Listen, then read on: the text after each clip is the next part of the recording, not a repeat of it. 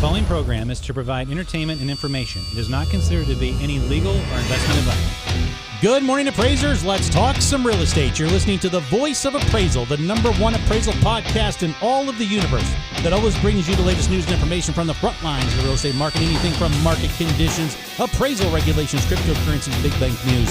Folks, you have a question, we have all of your answers. We are the one-stop source for all of your real estate appraisal information needs. If you want to be in the know, you have definitely tuned in to the right show. I'm your host, Phil Crawford. Happy to have all of you here with us today. Kevin, how are you? I am doing fantastic, and I am really looking forward to the guest. We have a very special guest on the Voice of Appraisal podcast in studio from Atlanta, Georgia, Thaddaus Dawson. Thaddaus Dawson, real estate appraiser from Cincinnati, originally from Cincinnati, now lives down in Atlanta, Georgia, and he is here. Just jumped on an airplane this morning to come to Cincinnati to be on the Voice of Appraisal podcast. Thaddaus, welcome to the VOA show. I am so honored to be here on the #1 appraisal podcast. This is the perfect marriage. The #1 appraisal podcast meets the #1 black appraisal podcast. That is exactly in right. The industry. And both guys from Cincinnati. Who would have thunk it? Yes. Well, all good things come from Cincinnati, especially in this town because it's a huge radio. We've been debating back and forth about the best ice cream in the city. Yes. And you say Graders, but you just don't have all the information. So I got to get you out to Aglamisi's on Madison Road. All right. I was going to say Aglamisi. Oh, Kevin, you know. Kevin knows Okay, Kevin, you know. You know what it is. Well, speaking of not having all the information, let's talk about all the information when it comes to appraisal bias. I'm going to break it down. We have been dealing with appraisal bias on this topic for the last 4 years. I think the Appraisal Foundation, the Appraisal Institute, every single appraisal leadership organization out there has done an absolutely job discussing appraisal bias. Let's you and I break it down, talk about what it's all about. Let's get some real answers and real solutions out there. Your thoughts on that? Well, I would agree with you. Yes. Wholeheartedly, but they've just been looking at it for 4 years. I've been looking at it my whole 38-year career. Yes. So yes. it just before everybody always told me I was playing the race card, and I just tried to explain to them that I wasn't playing it, I was living it, and I was bearing witness to the opportunities or lack thereof in the space. Well, let me ask you a question. Give everybody out there the history of your progression throughout the appraisal profession. How you started, where you're at now, all these things. Who is Thaddaus Dawson? Oh, man. So I'm from Cincinnati. Yes. Born and raised. As the kids say, I'm A1 from day one. I was born in Avondale. You all probably didn't realize that there was a hospital in Avondale. At one time. Catherine Booth Hospital. My birth certificate says Negro. It was a black hospital. The building is actually still there. It's in between Harvey, Glenwood, Washington Avenue, and Rockdale. It backs right up to the Fleshman Gardens Park. Okay, all right. So that's where I started. Baseball player? Yeah, played at the boys' club. If you've ever seen David Justice, he used to pitch. I was a little fat kid behind the plate. Yeah. So and you caught him. Yeah, I caught him. You know, I'm responsible for his success. I don't get any of the dividends or royalties. However, we played together at the Fleshman Boys Club. And back then it was the boys' club. They didn't start calling it the Boys and Girls Club till a few years after we had left. Yeah. Which I was kind of glad of, but you know, we had a chance to just be boys at the time. Now, I only have one question for you, and that is for everybody that's listening to the podcast that's not familiar, it's not where you went to college in Cincinnati, it's where did you go to high school? Yeah, it's true, isn't it? Yeah, people identify. I think you and I got into that a little bit because I was clowning you because I said you weren't really from Cincinnati. Where'd you go, like the Kings or Milford? No, I went to Loveland. I'm a Loveland guy. Yeah, again, that's Cincinnati. That is close enough to Kings Island to be from Cincinnati, all right? Everybody in this town, it's either where you went to high school or did you work together at Kings Island? And you worked together. Yeah, we did work. We did both work at Kings Island. Yes, So we're all connected that way. Yeah, everybody worked at Kings Island at least for one summer. I was there for one summer. And you got through Kings Island. By the way, I was the supervisor on the King Cobra. By the way, I was popular. I worked in Waz Boats. I made change for folks. You made change. Yeah. There's a guy in town. He's an appraiser. He doesn't like me. He doesn't like me at all. You know why? Because the girlfriend that he had at the time, you know, because he's not a handsome guy. Okay, he's just not a handsome guy. And the girlfriend at the time thought I was the hotter guy because I was the King Cobra supervisor, and she would always talk about him. talk about me to him. To this day, the man doesn't like me to this day. That's how Cincinnati works. People hold grudges, man. They don't do. let them go. I'm trying to figure out who is the least liked in the appraisal profession, you or me. I think it depends on the topic. Have you noticed? Because when did you find the Voice of Appraisal podcast? That was just was just recently. Yeah, I just found you back in November, November was right around. I was scrolling and somebody had posted something. And usually when I'm listening to these podcasts, nobody's ever saying anything that I find interesting or refreshing. Everybody's saying the same old thing over and over. I listened to one. I don't remember what the first one was. Then I listened to the one on data cancer. Yeah. And then I just started going back through quite a few of them. And you and Kevin were having such a good time. And I was like, God, how did I miss this guy? He is saying some really interesting stuff. And you were just being honest. Yeah. In other words, we don't drink the Kool-Aid. Wow, man, because everybody is drinking the Kool-Aid, saying the same thing over and over again. Yeah. And I don't know if you all ever had a chance to watch The Wire. It's a critically acclaimed show. So there's a character in there, what's his name? Slim Charles. Mm-hmm. And so all the gangs were about to go to war. And then somebody brought it up to Slim Charles. It's like, well, why are we fighting? Because it's a lie. And Slim said, well, then we just going to fight on the lie. I kind of feel like that's the appraisal industry, just fighting on the lie. But, again, John Hope Bryant said it's hard to tell the truth when the lie is what's paying you. Oh, you got that. Now, see, all of a sudden you get controversial now. Now all of a sudden we got controversial. There you go. But, no, the reason why you don't hear a lot about us is because we're sort of the Voldemort of the podcast world in the appraisal industry, because we do say a lot of things that people are uncomfortable with, but they are truthful, and we're happy to have you here with us. I wish I would have met you a few years earlier. Now we're at the end of what was a big topic of appraisal bias. I wish I would have met you like 3 years ago, and we could have handled it at that time, but we're going to move forward and do it now. Well, it's still a big topic, and the number one tool to prevent appraisal bias is the reconsideration of value. Yes. Now, it's something that the VA has had for years. They've got the Tidewater process for purchasing. They've got reconsideration of value. They even have, even if you disagree at that point, the VA still has the ability to overwrite and increase the value of the appraisal by 10%. That's right. So that's right. If you talk to James Hazlett, the chief appraiser for the VA, he will tell you, Kevin, it's not about the veteran. It's all about the veteran. And that's just really refreshing, because the VA cares more about the veteran than they do the bank, the builder, the realtor, the insurance company. How it should be. Exactly, but nobody else does that. Nobody cares about the consumer. And then the consumers have been treated very badly. And then if you start to look at the black and brown consumers, they're always treated like food. Predatory loans. And that's one of the things that you talk about in the data cancer. So we'll get to that a little bit. But sure. I believe the reconsideration of value was just rescinded when the PAVE initiative was rescinded. And so everybody was all excited about the PAVE initiative being rescinded.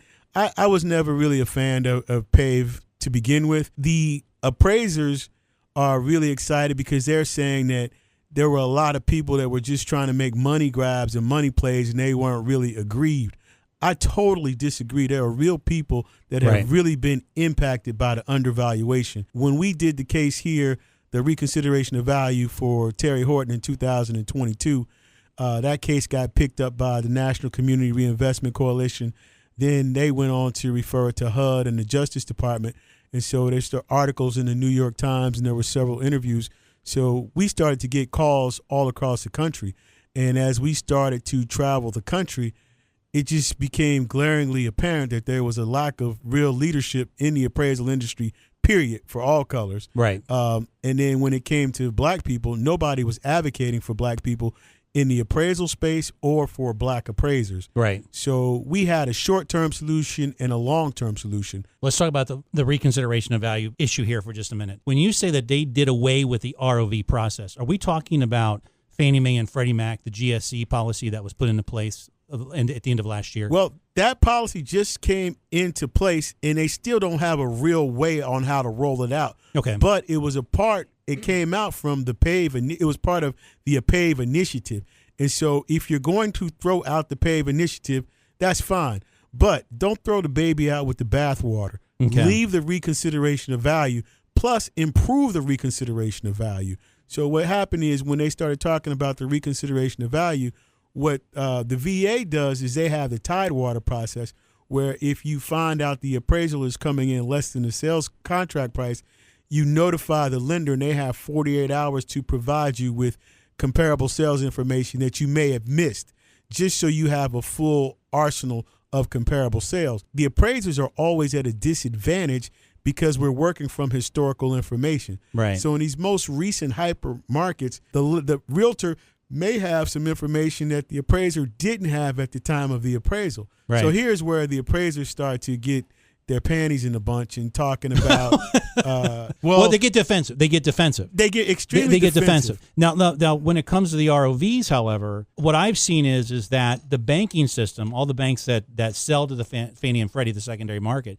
do not have proper ROV policies in place. Number one, that's why they had to do the ROV policy that they did last year. But number two, they don't know how to handle it. They don't know how to go to the consumer. They actually, as a matter of fact, they throw it back on a consumer, black or otherwise, and say, you can figure it out now. We need more sales, and there's no one there to advocate for that individual. But then even with that, I was here at Black Cincinnati last year over at Xavier University, and they had a clown giving advice on reconsideration of value. And, don't mention any names. Go ahead. Well, he's now on the Appraisal Foundation board, but anyway, and he came from California. Okay, go ahead. To talk about Cincinnati property. Okay. However, he's telling people about molding, kitchen cabinets. He's he's on the condition side. And you're not really looking at the essence of the appraisal. So right. That's what I find frustrating. It's like you get an opportunity to do the right thing and you still do the wrong thing. Right. And so it puts the onus back on the consumer. Well, the consumer doesn't have the ability to articulate the argument in an appraisal-like manner utilizing USPAP. And the appraisers are kind of at a disadvantage because they have to follow USPAP. So when they use these different rating systems to grade the appraisal, every appraisal is being scored. They're using AVMs. So the appraiser is fighting with one arm tied behind his back. So the appraisers are always at risk. They're always on defense. They're always on defense. They have PTSD, and rightfully so. Yeah. But so what the reconsideration of value does is it allows the aggrieved party to be heard first and foremost. And so what they keep saying is everybody's on a money grab. They're not. Real people are being affected and really hurt. But real appraisers are being hurt and unjustly accused of being biased and racist. What this process does is gives the appraiser an opportunity to explain their work. But the argument, the conversation has to be objective. It has to be relevant. If you go back to the recent FHFA paper that they took down off the website, they talked about only 10% of all appraisals utilize market conditions adjustments. Well, that means 90% of the appraisals that are out there are not utilizing market conditions adjustments. Let me ask you this. The sales comparison approach is a lagging indicator. It's a lagging indicator of value increases. And historically, appraisers have not been making the time adjustments that they need to make because they weren't trained in that way. Now, I'm not a big fan of the monthly time adjustments. I'm a big fan of quarterly estimates and quarterly breakdowns depending on your neighborhood. But the big issue that I come up with, Thaddeus, is that the public is not being served by the banking system because they're not being open about how the appraisal process is done in the secondary market. That's the big issue I deal with as an appraiser. The black population in this country is 13% of this population, and they feel, you tell me if I'm wrong or not, that there's a massive disconnect between the appraisal population and that community. Your thoughts on that? Oh, it's always been a massive disconnect, and it's been systemic. Mm-hmm. So a lot of the appraisal bias that you see, I would say 85 to 90% of it is just bad appraising. But the bias is systemic and built in with redlining, which was with HUD and the federal government, and intentionality. Also, that was exacerbated by the Federal Highway and Transportation Department. You and I talked about that, breaking up the neighborhoods with the highways. Yes. So it continued to perpetuate itself. And then you start talking about the lending and the lack thereof in the neighborhood and what is actually going on. So it's been continuous, and it continues to spread. The appraisal gap was there regardless of who's in office. Right. So the wealth gap hasn't changed 1% regardless Democrat or Republican. So this whole thing blowing up. Well, I think it's coming to a head now. I think historically we've seen the impacts of what historical redlining has done. Let's talk about the ROV really quick. If we have issues with ROV, if James Hazlett over at the VA is doing it right, Fannie and Freddie, who's 85% of the paper being sold today, is not doing it adequately, or the lenders that are selling to Fannie and Freddie are not doing it right, where can they go? Where can they go for the proper mediation service for ROV in the appraisal space? You can contact 10,000 Black Appraisers Incorporated. We are a for-profit appraisal management company that specializes in ROV. I am the ROV appraiser and the people's champ. And we provide mediation services for appraisers that have been unjustly accused. I was about to say an honest, fair assessment on both sides. I'm really blessed in this space, Phil, because I've been appraising for 38 years, and I'm pretty good at that. And I've been a black man for 59, and I'm extremely good at that. So I can kind of give you the best of both worlds. I understand. And so, I understand. And I'm pretty loyal to both. Yeah. And so yeah. what we have done is our whole policy and focus is not necessarily closing the wealth gap, because it would take 500 years. Yeah. But we can close the poverty gap, and it would take $200 billion to close the poverty gap. And so black people lose $400 billion a year in undervaluation. That's $200 billion in real estate, $100 billion with black farmers. And the quiet secret killer is heirs property. So we lose $100 billion in heirs property.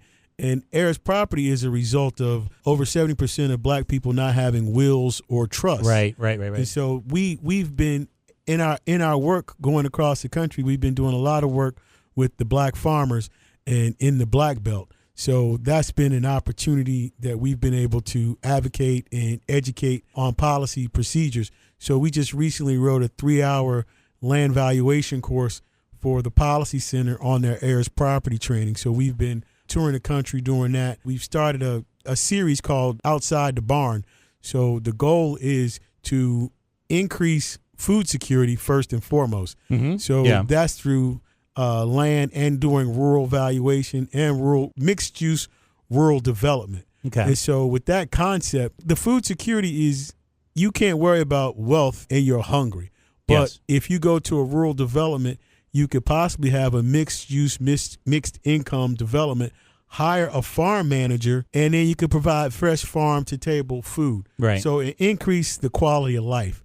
And it's about a cooperative type of model. And we've been doing some work with the Federation of Southern Co-ops. You've been busy. Yeah. You're all over the place. Every Just time imagine if somebody gave us some funding. Wait, Phil, imagine if you had some money, you could actually get some stuff done even more. Okay, so let's go back to, this is very interesting. This is the appraisal gap. I want to talk about that. I want to talk about the wealth gap specifically. Okay, mm-hmm. I need you and I to put our appraisers hats on here when it comes to this issue, because it's unfortunate that we were not brought to the table to discuss the actual numbers, the hard data that has to deal with the appraisal and wealth gap in the country today. Nobody wants to deal with the real numbers. I know they numbers. don't. They don't want to deal with real numbers. But we have. Let's just throw out two different neighborhoods: a white neighborhood and a neighborhood that's had historically redlining processes in the past. Okay, is there a difference in value between those two neighborhoods? The answer I would say is yes. Yes. Absolutely yes. It's probably 25% to 35%. So we have three forms of depreciation. We have physical, functional, external. That's what you and I have always been raised on. Of those three types of depreciation, they're either curable or incurable, right? Mm-hmm. Physical is usually curable, functional somewhat, external no. I will tell you that you and I need to create the social depreciation of land based on past and present racial and discriminatory practices. That is how two appraisers would look at the wealth gap and say, this is where this is at. Society created this gap. Systemic issues in the past created this gap. This is a social depreciation issue. What do you think?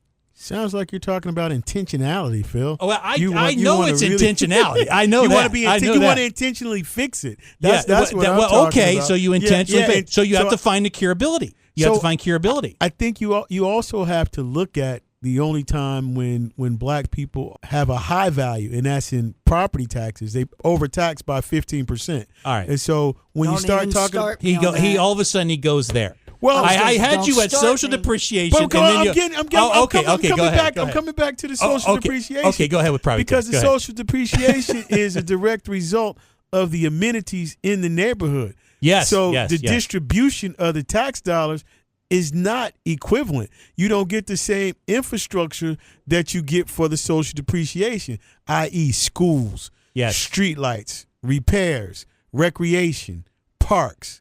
The maintenance levels are vastly different. Even though you're being overtaxed, those neighborhoods are not getting the attention that their tax dollars are paying for. Okay, well, let me ask you this question because I've been harping on it forever. You have different neighborhoods. I'll just use Cincinnati. You have different neighborhoods where property tax increases are disproportionate in minority neighborhoods. It's a fact. It's a fact. Oh, what's the girl from Chicago that did the study last year? I see her face. She talked about the tax distribution. Yes. And she did one of the best jobs I've ever seen. But she talked about the distribution and the increase and how unjust that the tax distribution is and how it needs to be overhauled. Yeah, it does, because right now in this city, neighborhoods that have had historical redlining, those taxes are up by we're talking some cases 60 or 70% increases. I've been getting phone calls from people. And you know what they want?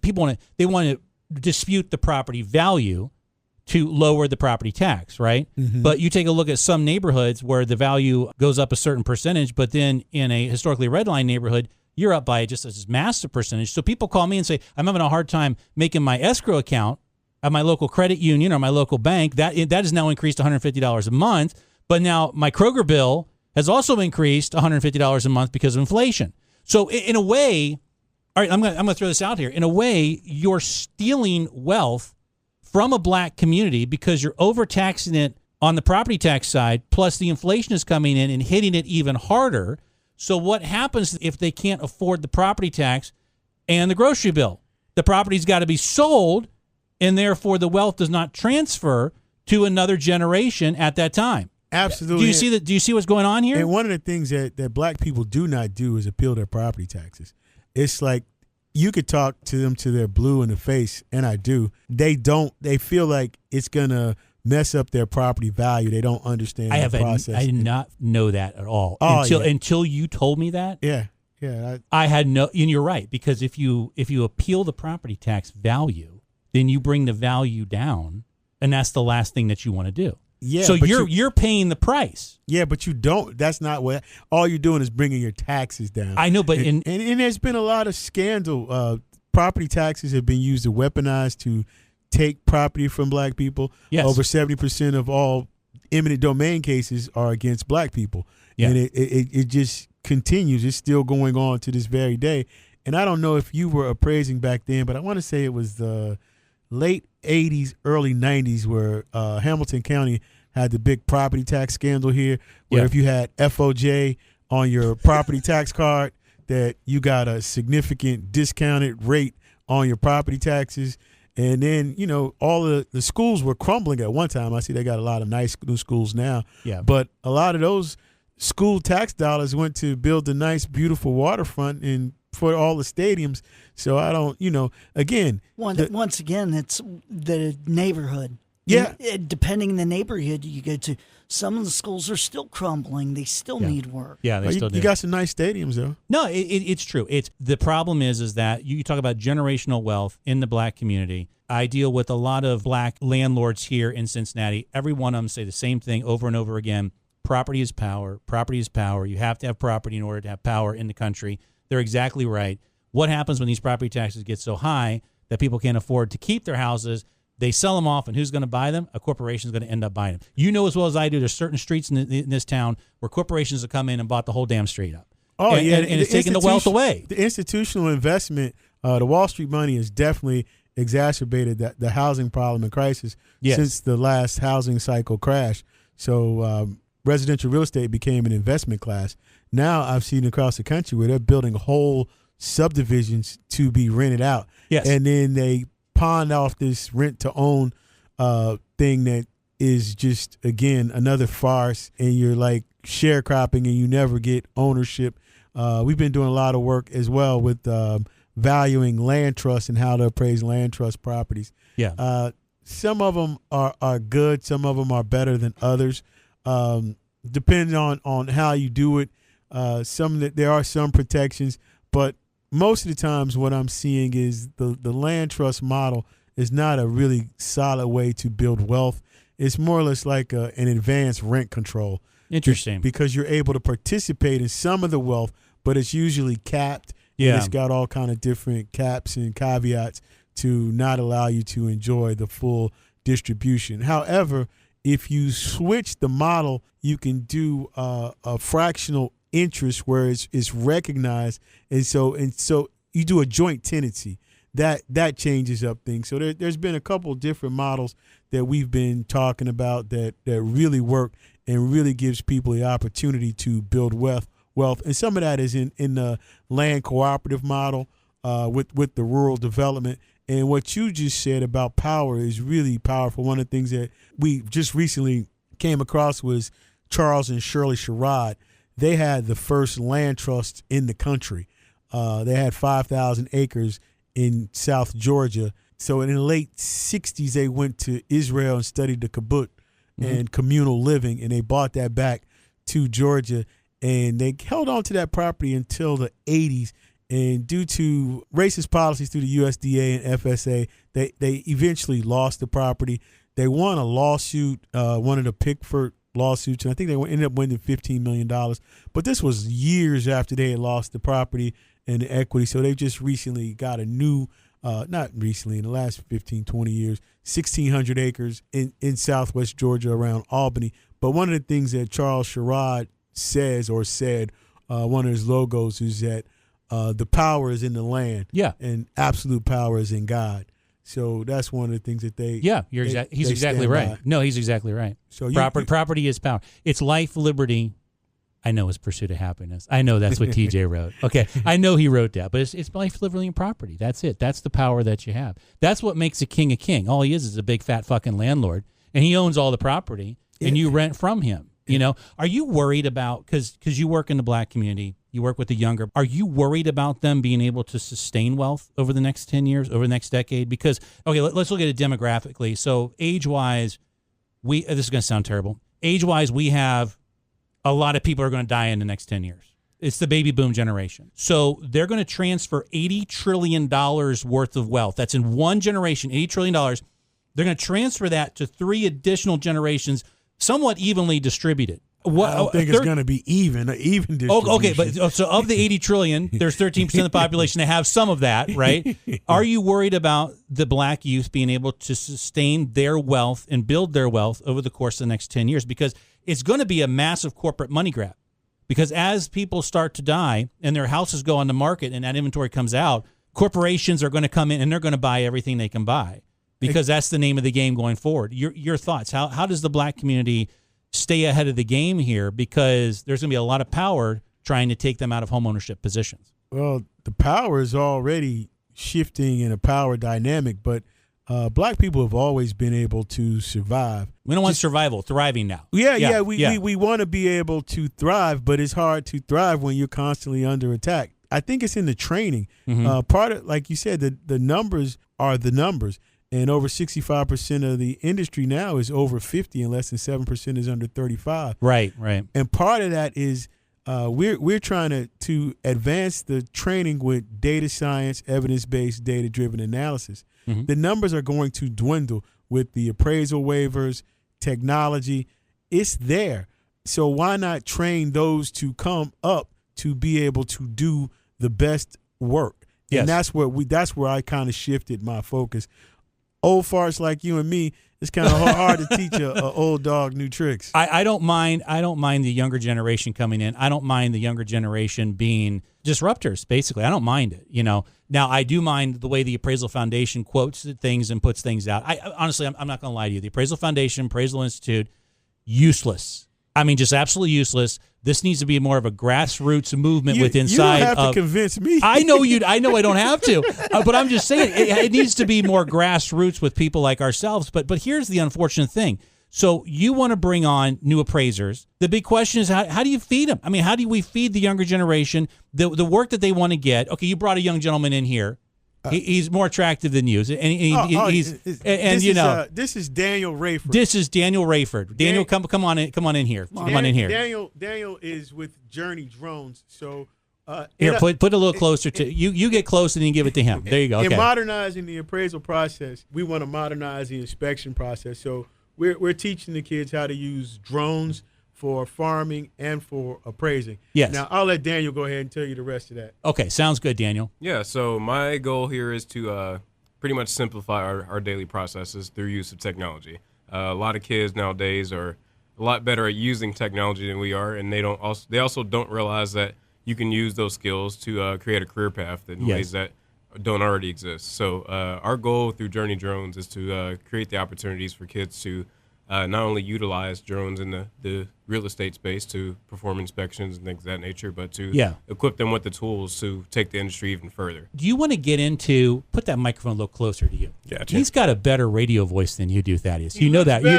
He looks. I'm not trying to cut you down. I'm just saying. I think we had the wrong guest. I'm just kidding. Well, he taught me everything he knew, but I didn't teach him anything. But let's say, for instance, you wanted to get into the property data collection business, right? Yeah. So that's obviously the way we're going to get the younger generation in right now is with the PDCs. Would you be able to create a company locally? Now, I know that Thaddeus and I are complaining right now because there's like only six or seven companies that you can work with. But I would love to have it so you could have a regional office with your property data collection, your team, and I was appraisers throughout the tri-state area.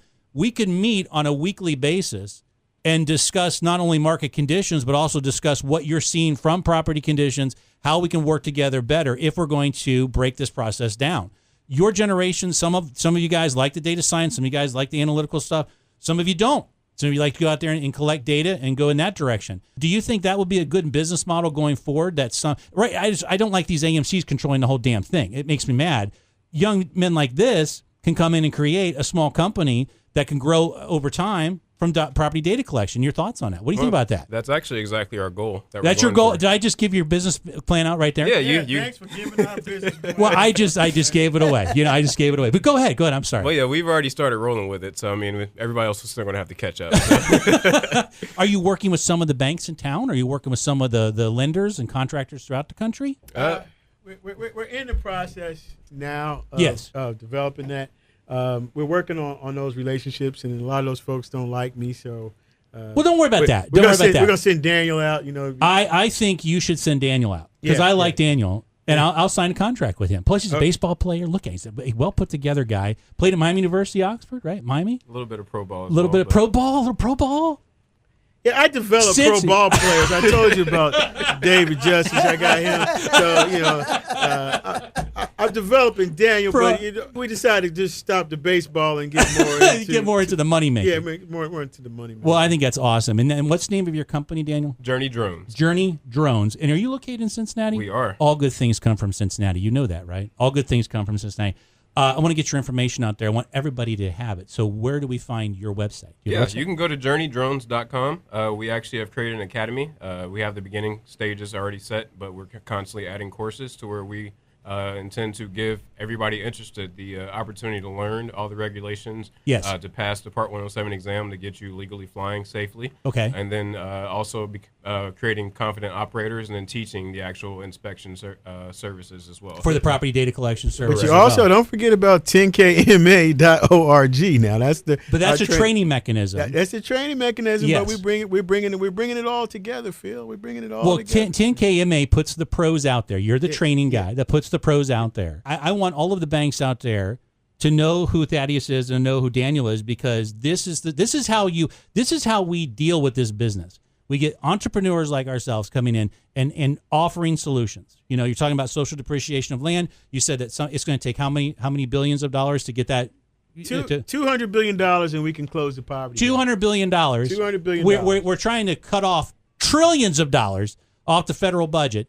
Where does that $2 billion come from? Is that in the form of grants? Is that in the form of, that is the curability of social depreciation. You get 3 appraisers in a room, we figured out the problems of life. You get 3 appraisal organizations in a room, no one knows what the is going on. And that's the truth about it. Well, we can actually update some of the fee schedules going across federal lands where the federal government and Native Americans lose trillions of dollars due to outdated appraisal fee schedules. Yes. If you Google the Swinomish tribe and FNSB Railroad, they just had a settlement last year for $400 million for one outdated fee schedule, and that's in Washington State. That's just one fee schedule. Well, you know for a fact that there's a lot of these appraisal management companies that have been named in class action lawsuits for issues with fee schedules. Okay, Daniel needs more capital coming into his company for his company to thrive. And if we have monopolistic situation here, we only have 6 or 7 companies which have been chosen winners or losers by the Big Fannie and the Big Freddie. Enough is enough of this. This needs to come to an end. We need to have the real solutions. You have your companies are 10KBA. That's 10,000 black appraisers. 10,000 black appraisers. That's where you go for mediation services. So if I'm an appraiser. And reconsideration of value. And reconsiderations of value. That website is under construction right now. So go to 10kma.org and we'll get them the information. The other website will be up in the next couple of weeks. We've been doing a lot of revamping and updating to modernize everything to handle the capacity. Okay, so 10KBA is that's the reconsideration of value? Yes. Yeah, and I want all appraisers to be very, very comfortable with Thaddaus. He's going to look at each and every case on a mediation level. Well, I can't look at that. We have a team of people that look at everything. Well, but your team is going to look at But wait, everything. Thaddaus, I thought you did everything. He's yeah. Well, you know that. Well, your team is going to look at. Can I plug my podcast on your podcast? You can plug it here. Okay, yes, go ahead. So come to. I think Daniel should host it. Oh no! Yeah, well, he's got a damn good voice. He's got a radio voice. I've got the radio voice and looks. Daniel's built more for TV, so we're gonna let Daniel do the TV guy. Production. That's right. So we're actually going to be on Lincoln Ware's TV show tonight. So we did his radio program this morning. Really excited about being here in Cincinnati. Daniel's mother used to babysit me, so that's how I know Daniel. Wow. So it's a small town. It really is. Let me ask you one question. I got to ask you one question. This is going to be a little controversial, okay? You've been around. You've seen the world. You've seen the appraisal world. You've seen every bit of it, the banks, the regulators, the this, the that. What's your overall thoughts here? What is your thoughts on I mean, right now, the appraisers that are listening to this are going to be so effing defensive because we're talking about appraisal bias and we're talking about these issues. But this is not come out to appraisers. Like you were telling me about the property tax issue and stuff. Where is the education on this, Thaddaus? How is it going to get better? If people could just start being honest, and right now, there's a lot of, I have a very limited vocabulary, so let me just say poverty pimps that have come to the table to try to take advantage of the appraisal bias situation. And the appraisal industry has been asleep at the wheel. We'll say the Appraisal Institute, and we can also say the Appraisal Foundation. Sure. Because they haven't done public trust well at all. And they just haven't been honest. So the appraisal profession has operated from scarcity. If I teach you, then you're going to come back and take some of my work I'm training my competition. Right. Which is so silly. And they've closed off the profession to now it's a workforce development issue. Yeah. And so everybody suffers. So if we are able to be honest and do some real training and have some real intentionality and quit doing the same thing over and over. So you got the same few people, the same few organizations. They get all the resources, produce no results. They don't produce anything, no. No. But then they keep trying to trick you with PREA, and then everybody is following. It's the blind leading the blind, and each organization pumping it. Like, where are the results? Let's just look at the numbers. How many people have you produced? How much money have you spent? That's a great point. Because the Appraisal Institute gets a lot of money for PREA. And okay, let's not go into them. Let's not go into that. Now, let's talk. I don't want, because right now they have this lawsuit. Okay, and then they have more. To do with me and you? Well, because they're going to get all pissy and stuff, and they've been all pissy. He doesn't want to get it added to that lawsuit. No, it's not that. It's just that they're useless, Thaddaus. They're just useless. But exactly. They're at the front of the Appraisal Diversity Initiative. Oh shit! So how can you be at the front of redlining racist valuation policies for 100 years?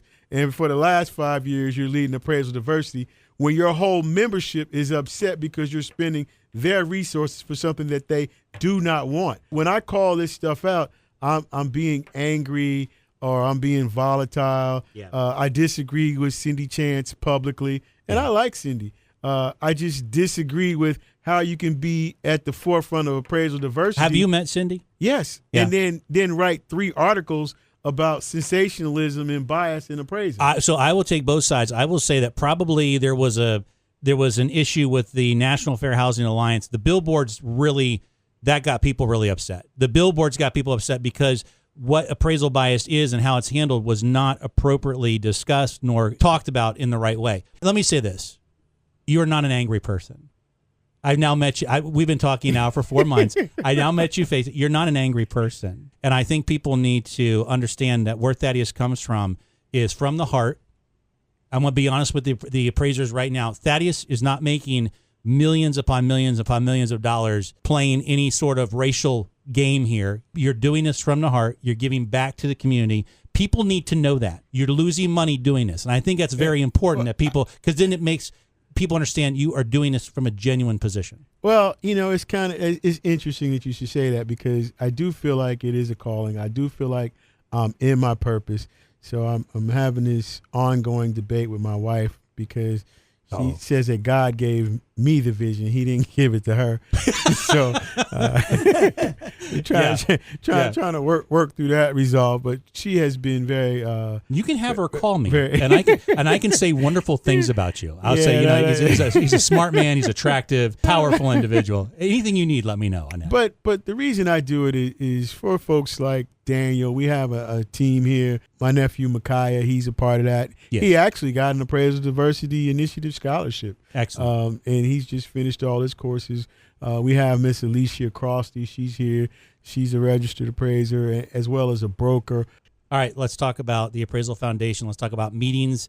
Let's talk about you and me. And probably after we make this announcement, a shitload of people going to be coming to an Appraisal Foundation meeting. Board of Trustees meeting. Now, this is not going to be exciting, all right? This isn't going to be some appraisal-gasm thing that I can give you on the show here. No, it's going to be May 14th through the 16th, and they build it as being in Cincinnati, but it's across the river in northern. It's in northern Kentucky at the Covington River City Center Marriott Hotel. So Cincinnati's on Ohio. Yeah, I'm calling everybody to come out to the public meeting on May the 16th for between 9 and 1. And this is to advocate for reconsideration of value. So I'm hoping Did they give you a spot? Did they give you a spot to talk? No. I didn't ask for a spot to talk. That's the Friday, right? Yeah, that's the Friday from okay. 9 to 1. That's the public session. 9 to 1. Now, listen, can I bring Kelly Davids a big magic ticket? Can I bring her a big golden mag? Absolutely. She's going to be so pissed at me after the last show I did. They're going to be so mad. See, I'm going to quit hanging out with you, man. I know. I get you in trouble then. And we're both trying to make Daniel money here. I mean, this guy's got it going on. I mean, Daniel already looks good. He looks good. Now you got to bring the cash with the package. That's what it is, you know? You're going to be coming on May 16th? Yeah, okay. And the other two, who are the other two? I was supposed to take him out to lunch, but we had a situation in California. Micaiah Dawson, that's my nephew. Right. And Alicia Crosty. Okay. So those are now, two John Russell's coming in, too. I know John Russell's coming in, too. Okay. So we'll bring him in. That is on May 16th. This is going to be probably the biggest event that the Appraisal Foundation, I mean, they've never had an appraisal-gasm a day in their life. We're going to bring one in to that place there. We want people to come in and advocate for the reconsideration of value and just to let the appraisal industry know that these are real people that are being impacted by this undervaluation. Yes. And for us, this whole thing started here in Cincinnati, not only my appraisal career, but the reconsideration of value started for us here with Terry Horton and his property on Dana Avenue. Yes. And that's still at the Justice Center in HUD, and we don't really know where that's going to end up. But it needs to be a part of the policy moving forward because it has such a major impact on wealth. But the appraisers keep wanting to not deal with the discrimination and say that it doesn't exist, and I totally disagree. And there's just different ways to get there, but these are real people that are really being impacted. I don't think it was properly discussed with appraisers at the time. I don't think this issue has been properly discussed, talked about, educated with appraisers. That's my take on it. And the reason but the appraisers at the table haven't been honest. The organizations haven't been honest. Correct. And the people that should be talking about it aren't talking about it. Right. So the appraisers, I kind of feel like the appraisal industry has been hijacked, kind of like the medical industry is being hijacked by the insurance companies. Yeah. The appraisal industry has been hijacked by the appraisal management companies. And then if you look at organizations like Arrow, they should be they're every state is different. Right. But the appraisal management companies are all through there. And you know, you and I talk about it all the time. One of my favorite people, he writes some really good articles until he just goes down the racist rabbit hole and loses me. Are you going to talk about Jeremy Baggett? Are you talking about Jeremy Baggett? Okay. I have got to get you with Jeremy Baggett. I mean, I just really enjoy his writing. And he's a wonderful man. You guys have got to get on the same page. You know what? You and Jeremy Baggett are right now. What's that? You're the movie White Man Can't Jump. Okay, and you're in the car, and no, and I tell you who just got on. I read his stuff Jimmy, like I just Jimmy, like it Jimi so Hendrix much. is playing. One guy can hear it, the other guy can listen to it. Okay, you're not hearing it versus listening. That's where you guys are. We got to get you on the same page. But you'll be a powerhouse. Powerhouse. He's so poignant. He makes such good topics. Yes. And then he loses me. We can't get him to lose you anymore. We're like the future of this. Because we got to bring this younger generation on, like Daniel here. We got to bring these guys in to this business and make it profitable for him. This young man's not going to work for no money. We got to make it profitable. But again, you gotta look at the money. Yes. Like, again, it's back to it's hard to tell the truth when a lie is feeding you, and you got all these different lenders, agencies, and when they show up with these silly, disingenuous plans that are more perfunctory and have no impact. I mean, they haven't had any impact. Right. And then they want to everybody wants to take pictures. And I don't need to take pictures with black people to show you how many black people I do not want a picture with you today at all. I do not want, I'm the only white appraiser in the country that is specifically not asking for a picture with you. Actually, I am going to get a picture with you because I'm going to post it on LinkedIn as proof that Daniel and I were actually here. Yes. Well, I think, honestly, if we bypass these people that are there for their own agendas and go straight to the consumers and go straight to the people that we need to impact, I think that's what needs to happen. Listen, both of you, thank you very much for coming on the show. Thank you for getting on an airplane this morning. Thank you for having us. And I got to get you and Kevin on our podcast. Yes. So we got to make that happen. You're welcome here whenever you want. You know that. Okay. And anytime you're in Cincinnati, you come on in. May 16th, right? May 16th, we're all going to be in Northern Kentucky. In Northern Kentucky, not Cincinnati. Board of Directors meeting or whatever. They got it on the Appraisal Foundation website. And that's about all they got. Yeah. That's about but seriously, you guys are doing a great job. Thaddaus Dawson, that's 10KBA. 10,000 Black Appraisers Incorporated. 10,000 Black Appraisers Incorporated. That's the mediation service. We want that out there. Their training is 10kma.org. 10kma.org. That's where the big leaguers are trained. And taken out to the world. Absolutely. They're training the next generation, and we're emphasizing data science, utilizing evidence-based, data-driven analysis. And then we got Daniel teaching drone training. I think it's wonderful. We have the first ever appraisal apprenticeship program in the country, certified through the U.S. Department of Labor. And we'll be rolling that out in Georgia at the end of the summer. So we've been doing a lot of work. Anybody wants to get a hold of Thaddaus, that's where you can find him. And we really appreciate you coming on the Voice of Appraisal podcast. Thank you for having us. Daniel, you want to give any part? Daniel, put his voice back on before we get off the radio. Daniel, your thoughts? Yeah, actually, I just wanted to thank you for having us. I think Thaddaus is doing some great things. I'm just happy to be dragging along on his coattail. There's nothing wrong with that, and he does need a podcast. He's got that voice. He's got that voice. We're going to work on it. We're going to start him off with training wheels, making him a special guest on our podcast. Try to drive our numbers a little bit. Yeah. He's already got everything, man. He's tall. He's good looking. He's got the package. Yeah, he's got the package. He does. I'm not trying to be like the rest of the appraisal industry, trying to hold on too long and keep him out because I'm afraid of what he's going to take away That's from a very me. good point. I'm trying to empower him because I'm going to need him to take care of me, him and this next generation. There you go. So, ladies and gentlemen, we have come to the end of our show, and as always, I'd like to thank you for listening as we journey through the mysteries and complexities that are, in fact, the real estate appraisal business. I would like to thank our guests, Thaddaus Dawson and Daniel Rayford, for being here, and of course, Kevin Kinney, my producer, for his thoughtful insights and knowledge. God willing, we're going to be back here very soon, continuing to report from the front lines of the real estate market. it. In the meantime, you kiss your spouse, you hug your children, enjoy your day, be safe in the field. You've been listening to Phil Crawford on Voice of Appraisal. We'll talk very soon.